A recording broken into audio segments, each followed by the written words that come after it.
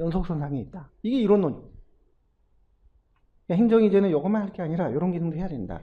자, 가치, 결정, 정치, 요거가 서로 연관된 그런 그 개념들입니다. 그 다음에 사실, 집행, 행정. 항상 우리가 사실을 볼 때는 가치하고 반대말, 집행은 결정하고 반대말, 행정은 정치하고 반대말. 이건 주로 의회 중심. 요거는 정부나 기업 중심. 항상 그 생각을 하셔야 돼요. 근데 이게 구분할 수 없이 행정이 이제 이런 기능까지 다 해야 된다는 거죠. 그래서 뉴딜이 만들어진 거죠. 이런 차원에서 뉴딜이 생긴 거예요. 여기서부터가 현대 행정국가입니다. 이제 근대 군주국가, 근대 입법국가. 여기서부터가 현대 행정국가. 자, 그러다가 그러니까 이건 1930년대부터 한 40년대까지 1940년대 중반에 이제 사이먼의 행태론이 나온 거예요. 행태론이. 사이먼의 행태론이 나와서 이걸 이제 문제를 삼았어요. 이 부분을. 이런 것까지 어떻게 다 감당을 하냐. 이건 검증도 안 되고 보이는 것도 아닌데 이걸 어떻게 감당을 해요. 행정에도 이런 영역이 있기는 하지만 부정할 수는 없지만 연구 대상에서는 얘를 빼야 된다. 이것만 연구 대상으로 하자. 그게 정치행정 새2원론. 행태론 때. 정치행정 새2원론. 그래서 행정학의 과학화에 많은 기여를 했죠. 그러다가 1960년대, 70년대 가면서 이제 상황이 바뀌었어요. 60년대는 개도국의 발전행정론이 있었고요. 이거는 후진국입니다. 후진국. 미국 같은 경우는 이제 신행정론이 나온 거예요. 그러니까 신행정론의 배경이 뭐였냐면 60년대 말에 미국 사회의 격동기입니다. 격동기. 그 격동기라는 게 대표적으로 빈곤, 차별, 폭동, 소외 이런 거였거든요. 미국 사회가 거의 뭐 걷잡을 수 없는 이걸 이제 터뷸런트 필드 또는 터뷸런트 이어러라고 격동의 시기라고 했거든요. 미국이 경제대공황 이후에 또 한 번의 엄청난 위기를 맞았던 시기예요. 이때는 이제 루즈벨트 대통령이었고 이때는 존슨 행정부였고 이걸 어떻게 하면 해결할까? 그래서 나온 게 신행정론이에요. 그리고 그 전에 후진국은 이제 발전행정론에 의해서 뒤늦은 국가 발전을 정부가 주도해서 해 나가자. 이거는 경제성장 제일주의였고요. 경제성장. 요거는 이제 복지제일주의였어요. 이걸 표방했고 이걸 표방했고 배경은 다르지만 행정국가가 절정기에 이르렀던 때가 이 시기예요. 그때 나왔던 복지정책이 바로 그레이트 소사이티. 그래서 흔히 보면 From New Deal to Great Society 이런 말이 있는데 행정국가의 시작과 끝을 말하는 거예요. 근데 이게 결국 실패했어요. 이건 개발 독재로 이어져서 이것도 그 좋은 반응을 못 얻었고 얘도 실패하고 정부 실패가 문제가 됐죠. 정부 실패가. 근데 이때 요 발전행정론과 신행정론 이 시기를 정치행정 새 이론론이라고 불러요. 요 시기를. 얘는 경제정책, 복지정책. 내용은 좀 다르지만 그래도 행정국가가 절정기를 이뤘다. 정치행정 새 이론론. 그러다가 정부 실패가 펑 터지니까 이거 어떻게 할까. 처음에는 시장으로 이걸 다 돌려주려고 했어요. 시장으로. 민영화, 시장화. 복지도 줄이고 탈복지. 그다음에 행정은 정치도 아니고 탈정치. 행정은 규제도 하지 말아야 되고 탈규제.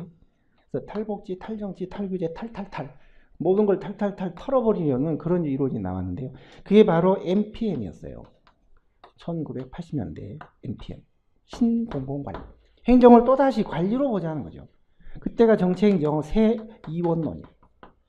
결과적으로는 행정에서 정치를 배제시키자라는 주장을 한 거지만 배경은 요가는 좀 다른 거죠. 이름은 똑같지만 얘는 과학화를 위해서 그랬던 거고 연구 대상에서 얘를 버리자는 거예요. 얘는 행정의 성격 자체를 관리로 보자는 거죠. 다시 이쪽으로 다시 가자는 거예요. 결과적으로 새롭게 다시 나온 거다라는 뜻이지 얘하고 얘가 100% 내용이 똑같은 건 아니에요. 결과는 똑같죠. 얘하고 얘도 뭐 세자가 붙었는데 요 이론과 이론이 같은 것도 아니고 또 얘하고 얘가 또 같은 것도 아니에요. 조금씩 차이는 있습니다. 자, 그러다가 다 넘겨줘서는 안 되지 않느냐. 국가하고 시장과 시민사회가 함께 힘을 합쳐서 하자. 탈이 아니라 이제는 재정치, 재복지, 재규제, 재이게 다시 나거든요. 이게 바로 거버넌스예요. 이때는 정치행정 새 이론론이라는 성격을 갖습니다. 1990년대 중반. 현재로 이제 이 상태에 있는 거거든요. 따라서 행정과 정치의 관계는요. 이 변천사가 결국 행정학의 변천 역사예요. 그래서 중요해요. 17조 맨 꼭대기 1번에 의의를 한번 보시면요. 7번째, 6번째 줄. 정치행정관계 변천사가 곧 행정학의 발달 역사라고 할 만큼 행정학에서 정치행정 관계 변천은 매우 매우 중요한. 근데 기본적으로 1번 폴리틱스, 정치라는 거는 입법부, 의회를 무대로 하는 일종의 가치 판단 활동이에요. 이거죠. 가치 판단. 뭔가를 결정하고 하는, 주로 의회를 중심으로 하는, 이게 바로 정치예요. 근데 행정은 주로 정부를 중심으로 사실, 팩트를 다루는 집행 업무를 주로 하는 게 원래는 행정이었어요. 원래는. 따라서 정치는 국민의 의사를 대변하고 반영하고 해야 되니까 추구하는 가치도 대외적인 대국민적 가치를 추구해야 돼요. 민주성, 국민의 여망에 부응해야 돼. 대응성, 국민에게 책임져야 돼. 책임성, 이런 대외적인 대국민적 가치를 추구하지만 행정은 그렇게 해서 결정된 법이나 정책을 그냥 능률적으로 집행만 하면 되니까 예산 절감하고 뭐 전문성을 발휘하고 뭐 중립을 지키고 이렇게 하면 돼요. 전문성, 능률성, 합리성, 목표를 달성해야 되니까 합리성 등등 정부 내부적으로 대내적인 가치만 추구하면 돼요. 꼭 국민이 뭘 원하는가 이걸 뭐 정부 공무원들이 직접 고민할 필요는 없는 거예요. 원래는 행정이 그런 뜻이었어요. 그런데 이제 시대 상황에 따라서 그 정치권이 그런 기능을 못 해주면 행정이 그런 것까지 해야 되기 때문에 정치행정 이론론이 되면은 그런 가치도 추구해야 돼요. 그래서 그 위에 있는 가치들이 정치행정 이론론적 가치예요. 근데 행정이 만약에 요것만 행정으로 봐야 된다 한다면 경영으로만 봐야 된다. 그렇다면은 그 위에 있는 그런 가치는 무시해도 돼요. 그래서 아래에 있는 가치들은 주로 정치행정 이원론 같은 데서 추구하는 가치예요. 이론론 계열의 가치가 있고 이원론 계열의 가치가 있는데 나중에 행정 가치 이념론에서 다시 나옵니다. 다시 정리를 할 거예요. 일단은 여기서는 민주, 대응, 책임성 같은 그런 대국민적 가치는 정치권이 추구하는 가치고, 그 다음에 그 밑에 정부 내에서 능률성, 전문성을 발휘하고 뭐 합리적인 행동하고 이런 거는 다 고유한 행정의 가치예요. 대내적 가치. 그게 정치행정 이원론 계열의 가치입니다. 그런데 이제 문제는요, 그 밑에 로마 2번부터 보시면, 요건 다 여기 배경에서 나온 얘기인데요. 요거 흐름만 아시면 이건 암기 안 해도 되는 거예요. 이걸 단편적으로 자꾸 암기하려고 하지 마시고요. 요 흐름이 중요한 거죠. 그래서 정치행정 이원론은 의의를 한번 보세요. 의의 그 6줄 있잖아요. 이게 굉장히 중요한 말이에요. 이거는 외운다고 되는 게 아니라 이 시대 상황을 감을 잡아야 돼요. 감을.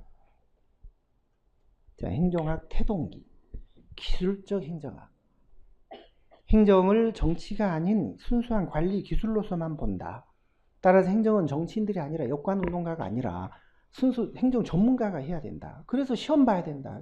펜들턴법 때 공채제도가 도입됐던 거죠.